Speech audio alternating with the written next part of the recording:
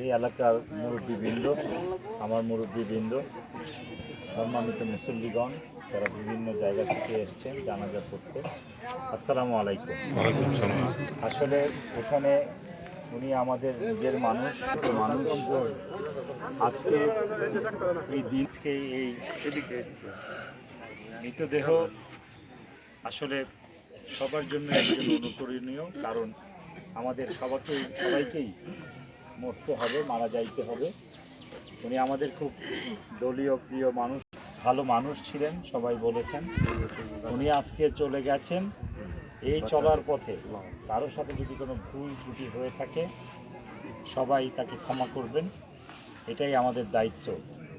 আর তার পরিবার, ছোট ছোট পরিবার আছে, আমাদের দলেও যারা আছেন তাদেরকে আমি বলবো যে আমরাও আছি এই খেয়ালটা রাখার জন্য এবং আমাকে জানানোর জন্য। আমাদেরও দায়িত্ব আছে তার প্রতি। সে আজকে নাই, তার পরিবারের বিষয়গুলো যাতে আমাদেরকে জানানো হয়। আসসালামু আলাইকুম। আরেকটি কথা আমি বলতে চাই যে আপনারা সবাই আমার পরিবার, সবাই গ্রামের মানুষ, সবাই নিজের মানুষ। আজকে আমি ধানের শীষে মনোনয়ন পেয়েছি। আমি আপনাদের কাছে আমি মনে করি যেহেতু নিজেদের মানুষ, এখানে আমার অধিকার আছে, ভুল ত্রুটির ক্ষমা আছে,